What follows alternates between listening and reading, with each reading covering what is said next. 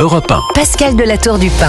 Bonsoir à tous, c'est Europe 1 Soir Week-end. Je suis très heureuse de vous retrouver. Nous sommes en direct 2 heures pour vivre l'actualité, la décrypter avec les éditorialistes, les journalistes et les invités. Il y a un témoignage très fort ce soir, celui de la maman de Lilibelle. Elle s'appelle Betty Galazzo, cette collégienne qui a été tuée d'un coup de couteau lors d'une rixe entre 2 groupes. C'était à Saint-Chéron dans l'Essonne. L'accusé a été condamné à 10 ans de réclusion alors que le parquet avait réclamé 18 ans pour meurtre. La cour a requalifié les faits et jugé que l'accusé n'avait pas eu l'intention de tuer Lilibelle. Elle l'a donc condamné pour violence volontaire ayant entraîné la mort sans intention de la donner sur mineur de 15 ans. Sa maman est effondrée. Elle sera avec moi dans ce studio juste après le journal de 19h. Nous reviendrons évidemment sur la libération des otages, des questions que l'on se pose également sur le rôle de l'ONU et de l'UNRWA. Franck Tapiro sera mon invité après le journal de 20h. Bienvenue aux auditeurs d'Europe 1. Europe 1, il est 19h.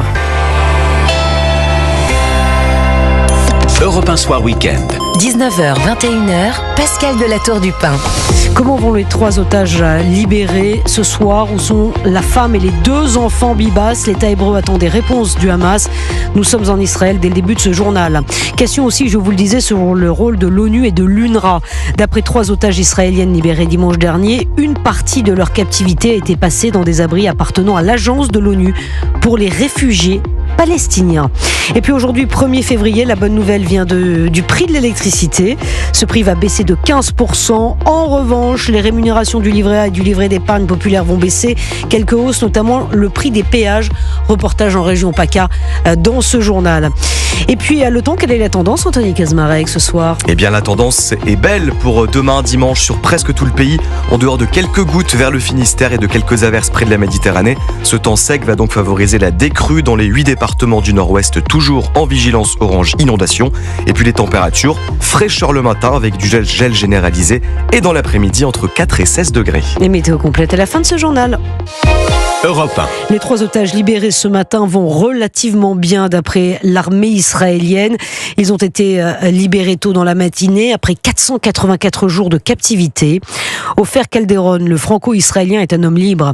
Yarden Bibas aussi.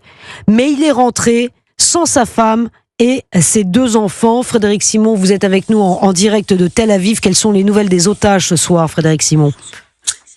Oui, concernant Yarden Bibas, son épouse, Shiri et leurs 2 enfants, Kfir, âgés de 10 mois seulement au moment de leur capture, et Ariel, qui avait lui 4 ans, avait été kidnappé, tout comme Yarden, au kibbutz Nir Oz le 7 octobre 2023, mais depuis aucun signe de vie de Shir Bibas et des enfants les plus jeunes des otages. Il y a une dizaine de jours, le porte-parole de l'armée israélienne reconnaissait que les inquiétudes étaient grandes concernant leur sort. Et Yarden Bibas en a conscience, il le sait depuis de longs mois, puisque ses ravisseurs avaient poussé la cruauté jusqu'à filmer sa réaction après lui avoir annoncé la mort probable de ses proches. Aujourd'hui, à sa libération, il semblait très éprouvé, naturellement, mais également soulagé de retrouver la liberté et de revoir ses parents et sa sœur. Il a même à plusieurs reprises esquissé un sourire. Émotion également pour Ofer Calderon, la scène des retrouvailles de ce franco-israélien de 54 ans avec ses 4 enfants a ému tout Israël. 2 d'entre eux, 2 des enfants d'Ofer Calderon avaient été pris en otage et libérés en novembre 2023. Quant au 3e des otages libérés aujourd'hui, Keith Seagal, israélo-américain de 65 ans, il est apparu très amaigri, très pâle au moment de sa libération, mais son état de santé n'inspire pas d'inquiétude particulière. Frédéric Simon, je voudrais qu'on revienne également sur les témoignages. Plusieurs témoignages d'otages qui ont été libérés il y a une semaine maintenant, qui rapportent avoir été retenus dans les locaux de l'ONU. Que sait-on de cette affaire ? Oui, alors c'est essentiellement le témoignage de l'une des 3 jeunes femmes qui ont été les premières, vous vous souvenez, à être libérées dans le cadre de l'accord actuel. Il s'agit d'Émilie Damari. Émilie Damari a révélé qu'effectivement, pendant une partie de sa longue période de captivité, elle était retenue en détention dans les locaux de l'UNRWA, l'agence onusienne en charge des réfugiés palestiniens, que les fonctionnaires de l'UNRWA savaient pertinemment qu'elle était retenue en otage dans ces locaux. locaux, mais qu'ils n'ont rien fait pour lui venir en aide. Elle s'en est plainte auprès du Premier ministre britannique dans une conversation téléphonique, puisque Emily Damari détient également la nationalité britannique. Alors, les récits des anciens et des anciennes otages se révèlent graduellement, un petit peu au compte-gouttes. Il n'est pas impossible, il est même probable que dans les semaines, dans les mois qui viennent, d'autres révélations sur la collaboration d'une partie, en tout cas des fonctionnaires de l'UNRWA avec les terroristes du Hamas soient révélées. C'est une probabilité. On sait que des fonctionnaires de l'UNRWA avaient même participé, certains d'entre eux en tout cas, au massacre et aux offensives terroristes du Hamas le 7 octobre 2023. Et nous ferons réagir tout à l'heure Franck Tapiro qui sera avec nous dans ce studio. Merci beaucoup Frédéric Simon. J'ajoute qu'Emmanuel Macron s'est félicité de la libération de notre compatriote aujourd'hui. Et il n'oublie pas l'autre otage franco-israélien toujours aux mains du Hamas. Nous pensons à Ohad Yahalomi et à sa famille. La France met tout en œuvre pour parvenir à sa libération sans délai, a-t-il dit sur X. Elias, 14 ans, tué d'un coup de couteau pour ne pas avoir voulu donner son portable à 2 mineurs qu'il agressait. Une semaine après, son équipe de foot s'entraînait ce matin dans une ambiance lourde. Un hommage lui a été rendu dans l'intimité.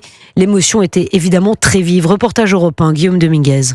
Quelques bouquets de fleurs accrochés aux grilles du parc témoignent encore du drame qui s'est joué ici il y a une semaine. Difficile pour André de passer à côté. Ce riverain qui emprunte tous les jours ce chemin a enfin trouvé le courage aujourd'hui de s'arrêter. Mes 2 fils font des footballs, 12 ans et 14 ans. Je pense aux parents, à la tristesse de ne plus voir leur enfant. Ça veut dire un lit où il n'y a personne dedans. Pour la famille, c'est horrible. Comment vous réagissez à ce qui s'est passé ?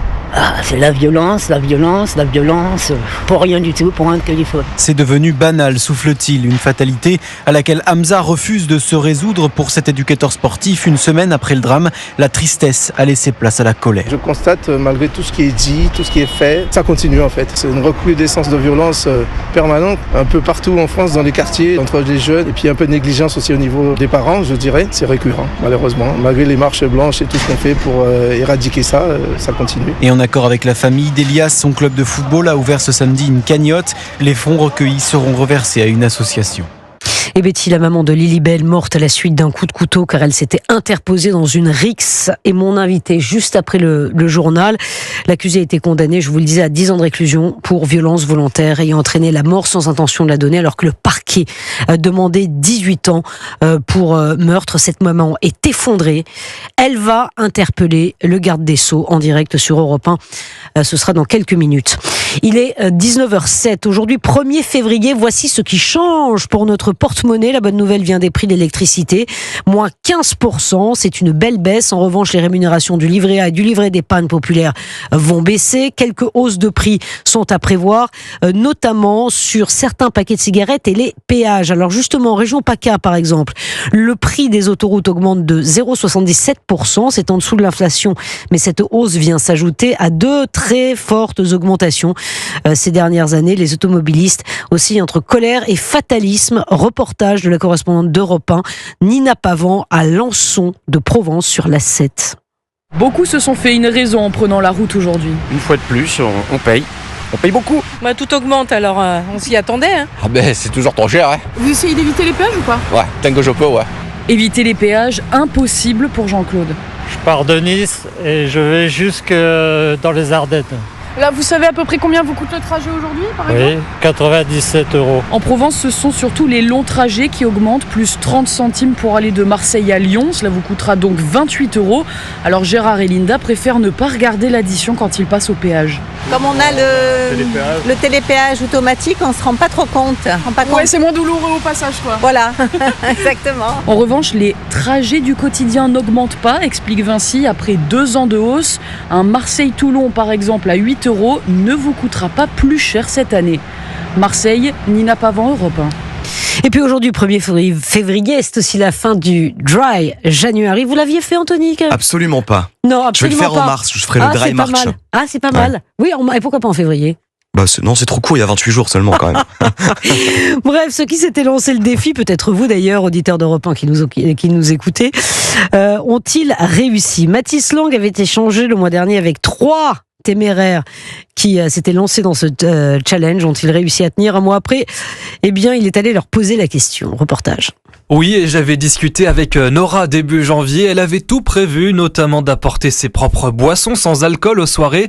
Pourtant, un mois après, elle a une confession à faire. C'était un échec. C'est au bout de 3 semaines qu'elle a cédé. J'ai retrouvé des amis, il y a eu une soirée, et là, je me suis dit, bon allez, ça fait longtemps que j'ai pas été avec eux, et je me suis laissée aller, quoi. Lui aura tenu encore moins longtemps, 2 semaines pour Gwen, professeur des écoles, mais le défi l'a tout de même poussé à réfléchir à son rapport à l'alcool. Ça fait 10 ans que je suis plus étudiant, donc au bout d'un moment, faut aussi passer à autre chose, et je me sens mieux. Je me réveille pas le lendemain avec un mal de crâne, je suis plus efficace au travail, j'ai retrouvé que des bénéfices, quoi. Finalement, il n'y a qu'un seul bon élève, c'est Alexandre, fier d'avoir relevé le défi. L'étudiant aimerait bien continuer dans cette lancée. Je compte limiter l'alcool, par exemple à des dégustations, à des choses comme ça, mais en tout cas, j'ai vraiment compris qu'un verre entre amis était tout aussi agréable sans alcool. Résultat des courses, un seul Dry January complet sur 3. Alors feront-ils mieux la prochaine fois? Eh bien, rendez-vous en janvier 2026 pour le savoir. Mathis Lang pour Europe 1. Eh bien, si vous avez tenu quand même un petit peu, bravo à vous. Bravo à vous. Le temps, Anthony Kazmarek, 19h10 sur Europe 1. À quoi va ressembler la journée de demain? C'est le dry qui s'impose, le temps sec, ça y est, sur oui. presque tout le pays. C'était une très belle journée aujourd'hui. Oui, ça continue demain dimanche. Alors, sauf dans 2 zones, il restera quelques gouttes sur la pointe bretonne, sur le Finistère, avec beaucoup de nuages. Et puis des averses aussi près de la Méditerranée qui seront moins fortes qu'aujourd'hui. Partout ailleurs, donc, le soleil va s'imposer après la dissipation des grisailles, des brumes et des brouillards localement givrants. Ces brouillards seront quand même assez nombreux au réveil entre le centre-est et l'Alsace, tout comme de l'est de la Bretagne et sur toute la côte atlantique jusqu'à la vallée de la Garonne. Mais donc retenez que le temps sera globalement sec et très ensoleillé l'après-midi. Une très bonne nouvelle sur le front des crues. La décrue est maintenant bien amorcée, mais il reste encore 8 départements en vigilance orange crue inondation. Ille-et-Vilaine, Morbihan, Loire-Atlantique, Sarthe, Eure, Somme, Oise et Val d'Oise. Les températures demain, évidemment, comme le ciel sera dégagé, c'est le froid qui va s'imposer. Un gel presque généralisé, souvent entre -4 et 0 degrés. Ce sera positif près de la Méditerranée, mais -4 à Reims, -2 à Lille, 0 à Paris. Et dans l'après-midi, 4 degrés à Dijon, 6 à Strasbourg, 8 degrés à Paris et à Orléans, 10 à Brest et Clermont-Ferrand. Et nous irons jusqu'à 13 à 16 degrés près de la Méditerranée. Mais sur le pays, on est quand même globalement 1 à 2 degrés en dessous des normales. Merci beaucoup, Anthony. À tout à l'heure. Faites attention à votre voix. Elle est fragile en ce moment. Mettez une petite écharpe, Je vais me s'il couvrir. vous plaît. Couvrez-vous. C'est important, on a besoin de vous. Il est 19h11. Dans un instant, je reçois Betty Galazzo. C'est la maman de Lilibelle, je vous l'ai dit, qui est morte des suites d'un coup de couteau parce qu'elle s'est interposée lors d'une rixe. Et la décision qui a été prise par le tribunal la met hors d'elle. C'est une maman meurtrie que je reçois. Une maman meurtrie parce qu'elle ne comprend pas la décision de justice. Elle va interpeller le garde des Sceaux sur Europe 1. Betty Galazzo est mon invitée dans quelques minutes.